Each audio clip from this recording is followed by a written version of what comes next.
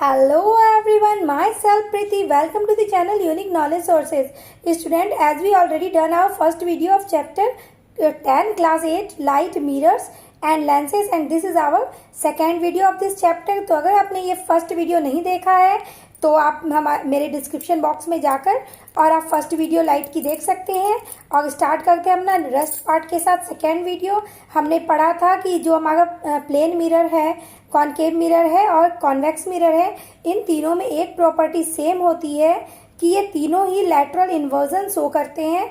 Means जो इनका left है वो राइट अपीयर होता है और राइट जो हमारा है वो इन मिरर्स में लेफ्ट अपीयर होता है। ठीक है, तो इस प्रॉपर्टी को हम कहते हैं लैटरल इन्वर्जन की प्रॉपर्टी। ठीक है, I just got an idea. We can also identify whether a mirror is plane, concave or convex by looking at the images of an object formed in them. अब ये बच्चा सोच रहा है कि हम जो ये तीनों जो मिरर्स बनाते हैं इमेज, क्या हम उनको देखकर पहचान सकते हैं, आइडेंटिफाई कर सकते हैं कि वो किस मिरर के बने हुए इमेजेस हैं? प्लेन मिरर यूज हुआ है, कॉनकेव हुआ है या कॉन्वेक्स हुआ है?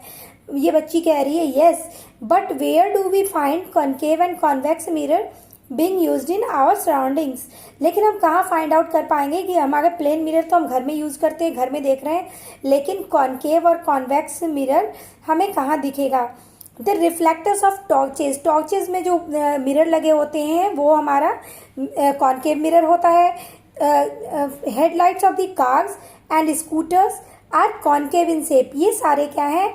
जो हेडलाइट, कार के हेडलाइट होते हैं या स्कूटर के हेडलाइट होते हैं, उनके जो मिरर्स होते हैं वो कॉनकेव इन शेप होते हैं। मीन्स उनकी बल्जिंग अंदर की तरफ होती है।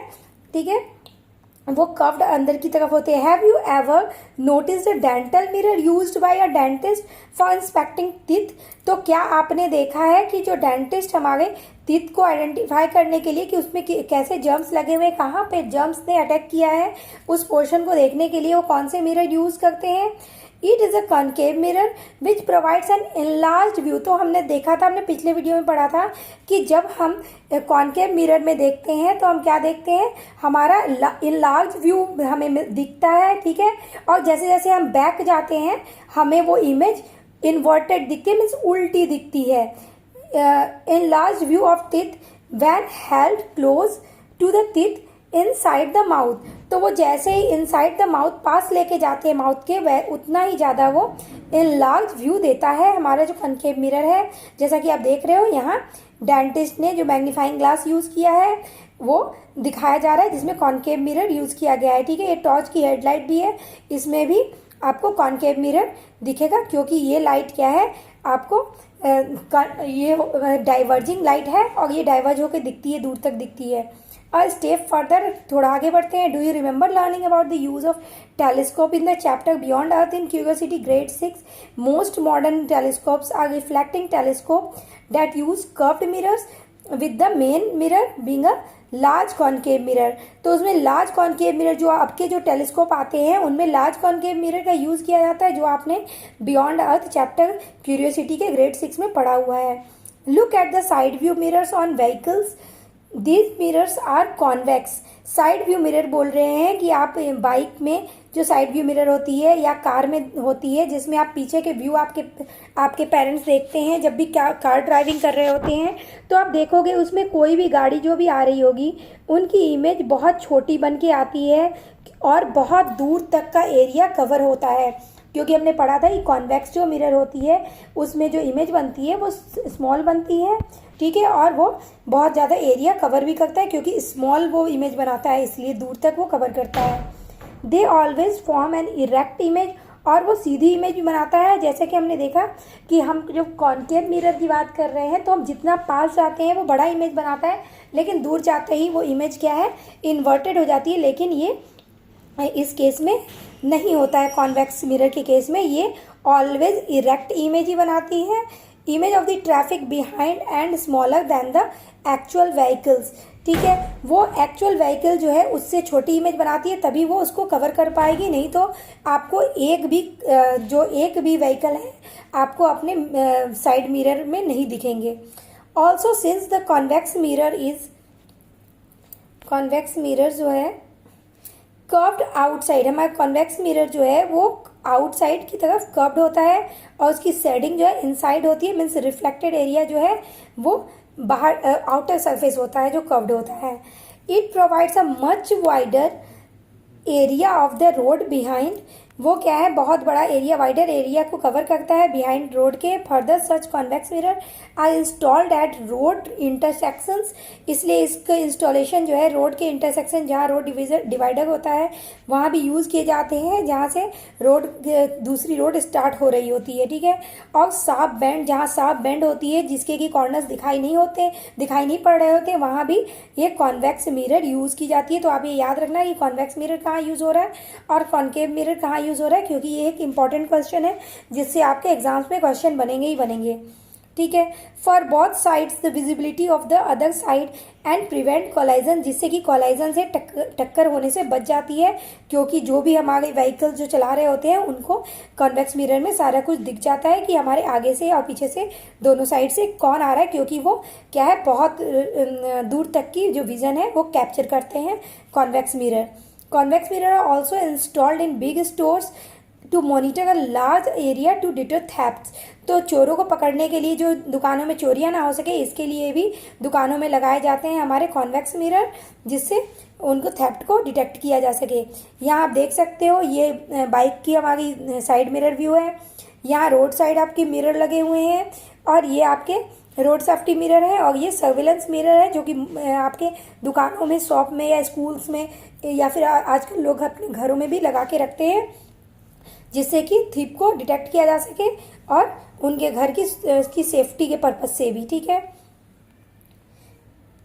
What are the laws of reflection, तो रिफ्लेक्शन के लॉज क्या है, तो इसके दो लॉज हैं जो हम आगे पढ़ेंगे। Let us now repeat an activity which we did earlier in grade 7 में आपने ये एक्टिविटी की हुई है रिफ्लेक्शन की, but this time we will extend it further, लेकिन आप इसके आगे भी इस चैप्टर में पढ़ोगे। Do you remember doing the activity for observing the reflection of a beam of light from a plane mirror, तो इस एक्टिविटी में हम बीम ऑफ लाइट को ऑब्जर्व करेंगे कि रिफ्लेक्टेड जो बीम ऑफ लाइट है वो प्लेन मिरर से वो कैसी आ रही है, ठीक है। एक्टिविटी 10.4 लेट अस एक्सपेरिमेंट, तो हम देखते हैं, यहाँ हमारा प्लेन मिरर लिया गया है, इसमें एक्सपेरिमेंट होने वाला है जिसमें हम इसके रिफ्लेक्शन को पढ़ेंगे, ठीक है।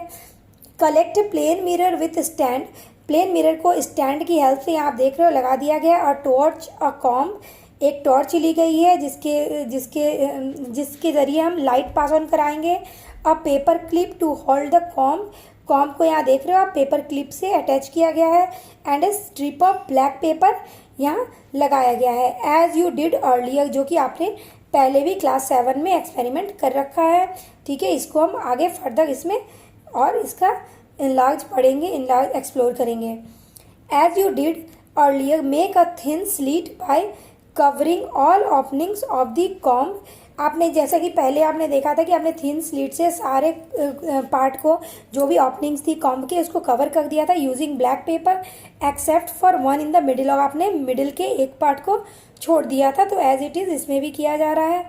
Spread a seat of white paper on a table, और टेबल पे जैसा कि आप देख रहे हो वाइट सीट के पेपर को स्प्रेड कर दिया गया। प्लेस द प्लेन मिरर और अपराइट ऑन इट, अब वाइट पेपर को टेबल पे बिछा दिया गया और प्लेन मिरर को सीधे करके अपराइट पोजीशन में रखा गया, जैसा कि आपको डायग्राम में दिख रहा है।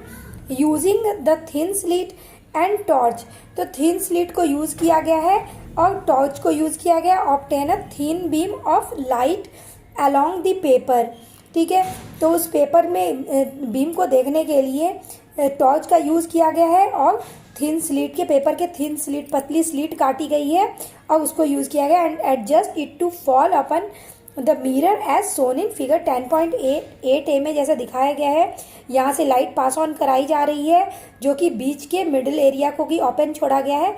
वहाँ से आप देख रहे हो ये इंसिडेंट रे, जो भी हम फर्स्ट रे लाइट से पास ऑन कराते हैं मिरर में, वो हमारी इंसिडेंट रे होती है, और जो इससे रिफ्लेक्ट होके जा रही होती है वो हमारी रिफ्लेक्टेड रे होती है।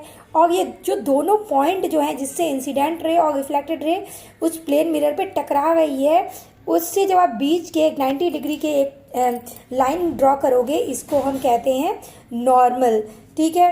जिसको हम आगे पढ़ेंगे। यहाँ डायग्राम दिया हुआ था इसलिए मैंने आपको यहाँ पे डायग्राम में एक्सप्लेन कर दिया। अब आगे देखते हैं आगे क्या दिया गया है। ठीक है, now move the slit and torch slightly so that the beam of light falls at a different angle on the mirror. Does the reflected beam of light also shift?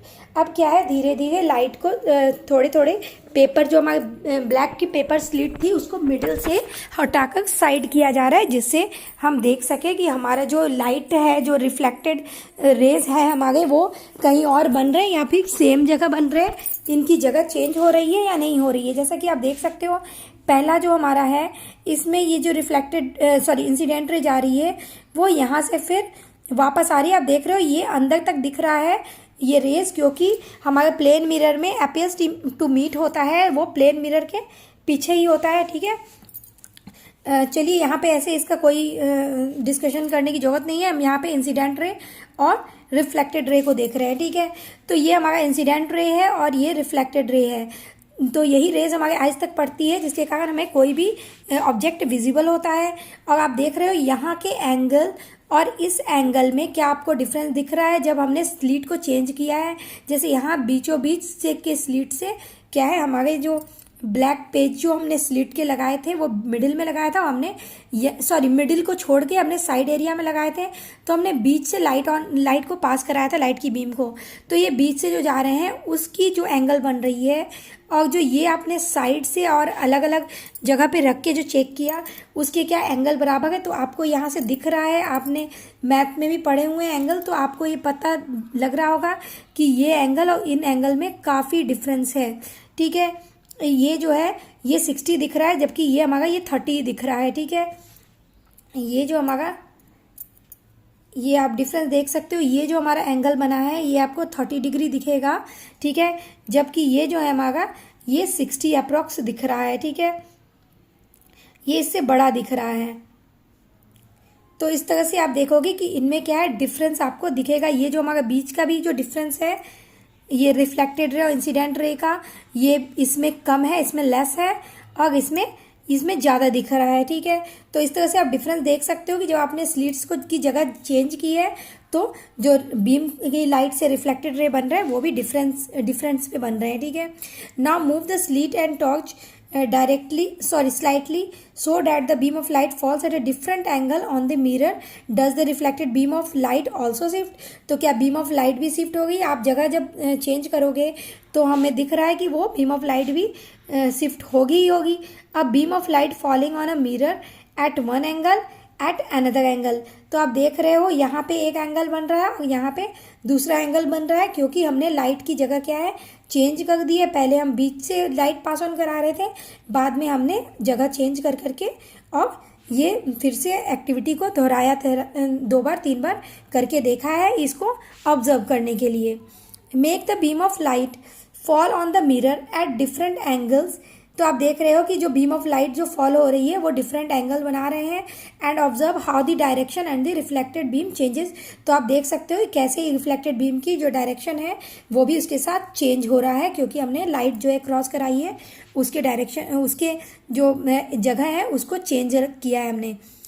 To understand this better let us draw this on a paper. अब जो कहा गया है कि जैसे हम इसको हमने देखा, हमने एक्टिविटी करके उसको हमने यहाँ ड्रॉ किया है। जैसे कि ये प्लेन मिरर का साइन है जिसको हम इस तरह से बना रहे हैं, और जो पीछे का एरिया है वो शेड किया गया है क्योंकि रिफ्लेक्टेड एरिया हमारा आगे वाला है। ठीक है, इसलिए पीछे को शेडिंग की गई है। और हमारी जो फर्स्ट है, हमारी जो ये फर्स्ट रो देख रहे हो, आपको यहाँ भी देखिए आपको दिख रहा है कि ये जो इंसिडेंट रे यहाँ डाली गई है जो कि फर्स्ट रे है, इसमें जो एरो का साइन है वो इस तरह दिया गया है, और ये रिफ्लेक्टेड रे जो कि इधर की तरफ आ रही है इसको ऐसे एरो की साइन दी गई है। तो ये आपको ध्यान रखना है और आपको ऐसे ही ड्रॉ करनी है। तो ये आपका इंसिडेंट रे है, ये हमारा रिफ्लेक्टेड रे है। तो आइए आपको ऐसे ही ड्रॉ करना है और प्लेन मिरर बनाने हैं और इसकी शेडेड पार्ट करनी है जो कि रिफ्लेक्टेड नहीं है। ठीक है, जो कि कोटेड एरिया होते हैं उसको हमको वैसे शेडिंग से दिखानी है, जो हमने प्रीवियस वीडियो में देख रखा है। अगर आपने नहीं देखा तो उसको आप देख कर आइएगा तो ये वीडियो आपको अच्छी समझ आएगी। But before doing that, let us learn how to represent light. We often represent light by straight line, क्योंकि लाइट जो है हमारे स्ट्रेट लाइन ही फॉलो करती है, लाइट जो है ट्रेवल करती है स्ट्रेट लाइन में। ये बहुत इंपॉर्टेंट लाइन है जिसके कारण हम इसको क्या कहते हैं, rectilinear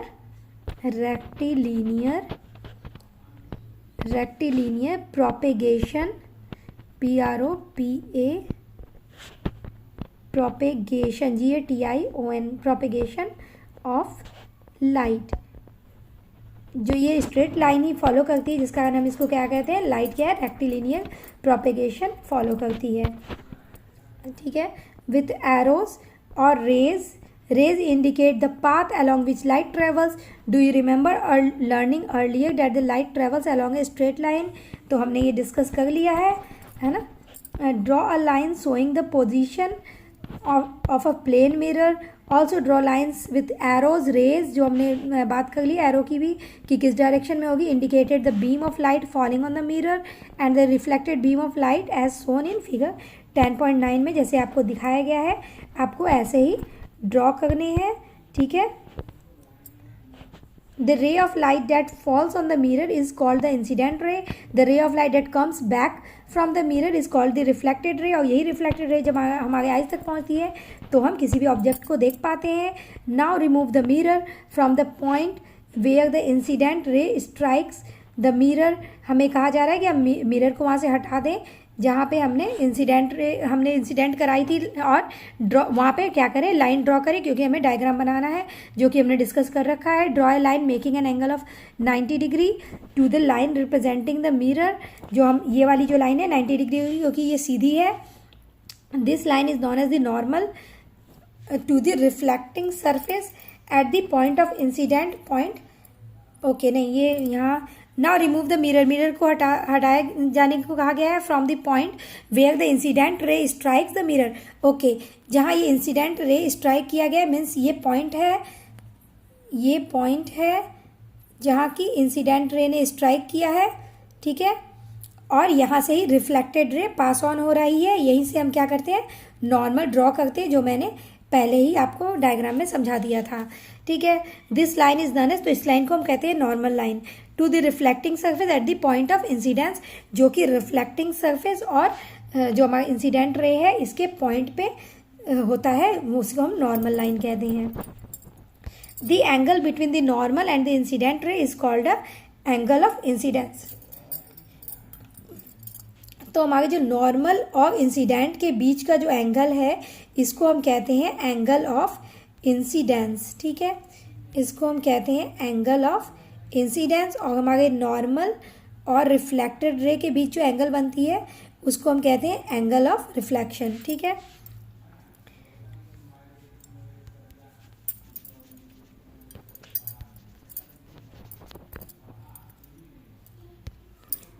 okay, on your drawing measure the angle of incidence and the angle of reflection and note in table 10.1।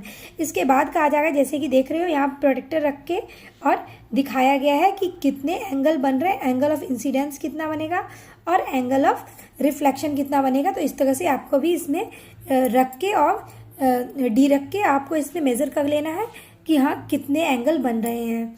ठीक है, on your drawing measure the angle of incidence and the angle of reflection and note in table 10.1 में आपको इसको लिखना है। Repeat the activity several time by changing the angle of incidence. तो angle of incidence को आपको change करके, जैसे कि हमने पिछली एक्टिविटी में भी देखा कि बताया गया कि हमें बारी बारी चेंज करके उसको चेक करना है और देखना है कि उसमें क्या चेंजिंग आते हैं रिफ्लेक्टेड में और इंसिडेंस रे में। Finally let the incident beam fall on the mirror along the normal and observe the direction of the reflected beam. What would be the angle of incidence and the angle of reflection in this case? Both the angles would be 0 in this case. ये जो है आपका बहुत important है। जैसा कि आप देख रहे हो यहाँ डायग्राम में, चलिए मैं बनाती नहीं, ऊपर ही चलते हैं और डायग्राम में ही देख लेते हैं। ठीक है, यहाँ आपको क्लियर व्यू दिख रहा है कि ये प्लेन मिरर है, ये हमारा एंगल ऑफ इंसिडेंस है और ये एंगल ऑफ रिफ्लेक्शन है। ठीक है, आप देख रहे हो जिस एंगल से हमारा इंसिडेंस जाता है, अगर ये प्लेन सरफेस है तो वो उतने ही एंगल से रिफ्लेक्टेड भी होता है। लेकिन क्या है, अगर आप ये नॉर्मल है हमारा, अगर आप नॉर्मल से इंसिडेंट कराओगे तो आपको पता है कि जितने एंगल से हमारा इंसिडेंट जाता है हमारा रिफ्लेक्टेड भी उसी एंगल से वापस जाता है, तो ये अगर 90 डिग्री से आप इसको इंसिडेंट कराओगे तो ये वापस भी 90 डिग्री पे ही रिफ्लेक्टेड होगा। ये क्वेश्चन मोस्ट इंपॉर्टेंट है, इससे क्वेश्चन आपके एग्जाम में बनते ही बनते हैं, तो इसको ध्यान रखिए और नोट डाउन कर लीजिए, ठीक है। तो यही इसमें कहा जा रहा है कि उसका जो एंगल होगा वो 0 होगा, क्योंकि वो सेम लाइन से ही, सेम नॉर्मल से ही क्या है, उस सेम एंगल से ही वो रिफ्लेक्ट भी हो रहा है जो इंसिडेंट है। तो आप इसमें बारी बारी से मेजरिंग कीजिए और ऑब्जर्विंग जो आपका होगा उसको आप इस टेबल में नोट डाउन कीजिए। Do you notice that both angles in table 10.1 are nearly equal. तो आप देखोगे कि 10.1 जो आपके बोथ एंगल्स हैं वो इक्वल ही आएंगे अगर आप ध्यान से करोगे तो, क्योंकि एंगल ऑफ इंसिडेंस और एंगल ऑफ रिफ्लेक्शन अगर प्लेन मिरर में, प्लेन सरफेस में हो रहा है तो उनके एंगल क्या है, सेम ही आप पाओगे, ठीक है। अगर वो सरफेस अगर स्मूथ नहीं है तभी आपको डिफरेंस मिल सकता है। If done carefully the experiment shows that the angle of incidence is equal to the angle of reflection, this is law of reflection. तो यही है आपका लॉ ऑफ रिफ्लेक्शन कि जो एंगल ऑफ इंसिडेंस है वो एंगल ऑफ रिफ्लेक्शन के बराबर होता है। Angle of incidence equal to angle of reflection, ये बहुत इंपॉर्टेंट है, ठीक है। तो ये हमारा फर्स्ट लॉ ऑफ लाइट जो आपने अभी पढ़ा, ठीक है, और विद हेल्प ऑफ एक्टिविटी आपने देख भी लिया। अब हम आगे करते हैं। Let us experiment 10.5 activity.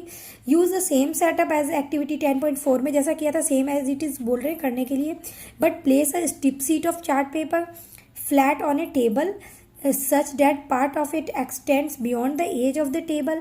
अब क्या है, हम बोला जा रहा है कि हम थोड़ा सा बड़ा पेपर लेंगे जो उसकी एज को भी कवर करे, ठीक है, जो एज के बाहर हो, ठीक है। Shine a beam of light on the mirror placed on the sheet and observe the reflected beam on the extended portion. और कहा जा रहा है कि आप देखिए कि लाइट ऑफ बीम जो है वो कहाँ तक क्रॉस हो रहा है जो आप इंसिडेंट करा रहे हो इस मिरर पे, ठीक है। Now bend the extended part of the sheet along the edge. अब कहा जाएगा जो आपने एक्स्ट्रा पार्ट लिए हैं उसको क्या है, एज को आप सीट को थोड़े से फोल्ड कर दीजिए। Do you still see the reflected beam on the extended portion. तो क्या आप एक्सटेंडेड पोर्शन जो आपने बढ़ाया हुआ पोर्शन को जो फोल्ड कर दिया उसमें भी देखिए, इसमें आपका क्या है, इस पोर्शन में भी जहाँ तक आपने एक्सटेंड किया है आपके रिफ्लेक्टेड रे दिख रहे हैं, इंसिडेंट रे यहाँ से यहाँ जा रहा है, रिफ्लेक्टेड भी यहाँ तक दिख रहे हैं जहाँ तक आपने पेपर को एक्सटेंड किया है। बट यहाँ देखिए आपने इसको यहाँ फोल्ड कर दिया है, तो यहाँ तक ही आपकी जो रिफ्लेक्टेड रे है वो यहीं तक आ रही है, जबकि इसमें क्या है, दूर तक वो फैल के आ रहा है, जो कि आपको सेकेंड बी नंबर में देखने को नहीं मिल रहा है, क्योंकि आपने उसके एक्सटेंडेड जो एजेस थे उसको आपने टर्न कर दिया है, मूव कर दिया है, ठीक है। Do you still, yes, place of seat, flatten the paper again and, फिर से कहा जा रहा है कि आप फिर से इस पेपर को क्या है जो आपने फोल्ड किए थे फिर से आप इसको ओपन कर दीजिए, फ्लैट कर दीजिए। The reflected beam disappears, reflected beam disappears when the seat is bent. जब आपने बेंट किया तो हमने देखा कि जो सीट जो रिफ्लेक्टेड रे थे वो डिसअपियर हो गए थे, बट रीअपियर्स, लेकिन वो फिर से आ जाएंगे when it is flattened again. जब आप उसको फिर से सीधे कर दोगे, फ्लैट कर दोगे, तो फिर से वापस आ जाएंगे। This shows that the reflected beam lies in the same plane. तो इससे पता लगता है कि हमारा जो रिफ्लेक्टेड रेज है वो सेम प्लेन में ही आता है। अगर आपने उसको बेंड कर दिया तो वो नहीं आएगा, ठीक है, उस एरिया पे।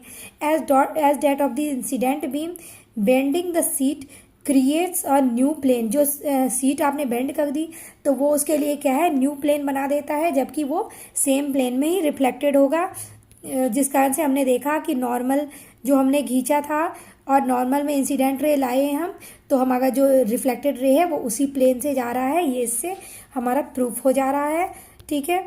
Bending the sheet creates a new plane, जो हमने बेंड कर दिया सीट को तो वो नया प्लेन बना रहा है। ब्रेकिंग दिस अलाइनमेंट, तो वो इस सीधी लाइन को ब्रेक कर दे रहा है, जिस कारण आपको इमेज यहाँ पे देख रहे हो आपको छोटी दिख रही है जो रिफ्लेक्टेड है, जबकि यहाँ पे आपको बड़ी दिख रही है क्योंकि यहाँ फ्लैट एंड सर्फेस है, जबकि यहाँ आपको पता नहीं लग रहा है लेकिन यहाँ बेंड किया गया है, ठीक है। इस पेज में लेकिन दिख नहीं रहा है क्योंकि वाइट सरफेस है, तो इसमें बेंडिंग आपको दिख नहीं रही है, ठीक है, लेकिन बेंड किया गया है।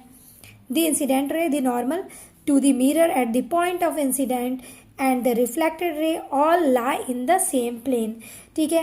तो आपने देखा हमारा इंसिडेंट रे रिफ्लेक्टेड रे और नॉर्मल, ये तीनों क्या है हमारे एक सेम प्लेन जो है इसको कहा जा रहा है, ये जो हमारा मिरर है कि ये तीनों सेम प्लेन पे लाई करते हैं। तो ये हमारा सेकेंड लॉ हो गया, ये बहुत इंपॉर्टेंट है, तो आप इसको भी नोट डाउन कर लीजिए और लर्न भी कर लीजिएगा। ठीक है, the incident ray the normal to the mirror at the point of incident and the reflected ray all lie in the same plane. ठीक है, this is another law of reflection. तो ये दूसरा लॉ है, हमने फर्स्ट पढ़ा था angle i equal to angle r. ठीक है, और ये हमारा है कि एंगल आई आर और n will be in the same plane. ठीक है, reflected beam in visible along the extended portion of paper, जब आपने इसको एक्सटेंड किया हुआ फ्लैट सरफेस पे वो टोटल दिख रहा है। Reflected beam not visible along the bend portion, और बेंड पोर्शन में वो नहीं दिख रहा है। ठीक है, और स्टेप फर्दर आगे बढ़ते हैं। In the two cases even though the direction of incident rays are different, they fall at the same point on the mirror and thus the direction of normal are the same. ठीक है, तो आप देख रहे हो कि यहाँ जो हमारा मिरर है ये ऐसे लगाया गया है कि जो हमारा ये इस पोर्शन में जो लगाए गए हैं यहाँ पे इस टाइप से, और इसमें जो रे जो डाली गई है, ठीक है, वो हमारी इंसिडेंट रे यहाँ से डाली गई है। ठीक है, आप देख सकते हो ये इंसिडेंट रे यहाँ से आई है क्योंकि अब एरो इधर की तरफ साइन किया गया है, और हमारा जो रिफ्लेक्टेड रे है इधर की तरफ है, और नॉर्मल ये बीच से 90 डिग्री एंगल पे, जैसा कि हमें पता है, ऐसे दिया गया है। ठीक है, और यहाँ पे देखिए हमने यही क्या है, मिरर में हमारी इंसिडेंट रे यहाँ से हमने क्रॉस कराई है, तो हमारा रिफ्लेक्टेड रे भी ऐसे आ रहा है और नॉर्मल भी बीच से पड़ रहे हैं। लेकिन क्या है, ये छोटी एरिया कवर किया गया है क्योंकि हमें लाइट क्या है पास से दी गई है, और ये जो है दूर से लाइट दी गई है। जैसा कि हमने पिछले बार भी हमने एक्टिविटी में देखा कि इसमें क्या है, एंगल आपको डिफरेंट मिलेंगे। ठीक है, तो in two cases even though the direction of incident rays are different, incident ray की डायरेक्शन जो है वो डिफरेंट है क्योंकि आप देख रहे हो इसमें ऐसे आ रही है और यहाँ पे इधर की तरफ आ रही है। ठीक है, ये डिफरेंट हमारे डायरेक्शन है, लेकिन वो क्या है, प्लेन सरफेस पे ही फॉल डाउन हो रहे हैं। ठीक है, at the same point of the mirror and thus the direction of normal are the same, इसलिए हमारा नॉर्मल भी क्या है, सेम ही बना है, बीच से ही वो 90 डिग्री पे ही बनेगा। However the direction of the reflected raise is such that the incident रे, लेकिन हमारा इंसिडेंट रे जो है वो उसी मुताबिक बनता है जिस मुताबिक कि जैसा आपने इंसिडेंट रे डाला होगा वैसा ही हमारा रिफ्लेक्टेड रे भी बनेगा। The normal at the point of incident and the reflected ray all lie in the same plane in both cases, और इन बोथ केसेस में आप देख रहे हो कि हमारा जो नॉर्मल है, इंसिडेंट है और रिफ्लेक्टेड है, ये तीनों ही सेम प्लेन पे ही लाई कर रहे हैं, जबकि हमने यहाँ पे क्या है, अलग टाइप से अलग डायरेक्शन में इंसिडेंट रे को डाला है। तो इससे कोई फर्क नहीं पड़ता, आपका जो एरिया है वो स्मूथ होना चाहिए।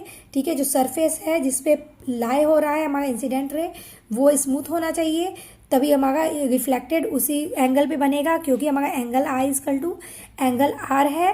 ठीक है, और नॉर्मल इन दोनों के बीच जहाँ भी पॉइंट लाई कर रही है प्लेन मिरर पे, वहीं पे नॉर्मल हमारे इसके 90 डिग्री के बनेंगे। लेकिन अगर हमारा ये जो सरफेस है, जैसे कि आप देख रहे हो ये हमारा प्लेन सरफेस है, अगर हमारा सरफेस प्लेन ना हो के ऐसे स्मूथ हो तो क्या होगा, हमारा इंसिडेंट रे ऐसे आएगा और वो रिफ्लेक्टेड ऐसे इस टाइप से हो जाएगा। मतलब इनके एंगल जो हैं वो बराबर नहीं होंगे, क्योंकि ये जो हमारा सरफेस है वो प्लेन नहीं है। ठीक है, वो प्लेन नहीं है तो वो स्मूथ सरफेस नहीं है, इसलिए इंसिडेंट और रिफ्लेक्टेड के एंगल सेम नहीं बनेंगे। किसमें, जब हमारा सरफेस होगा वो स्मूथ नहीं होगा।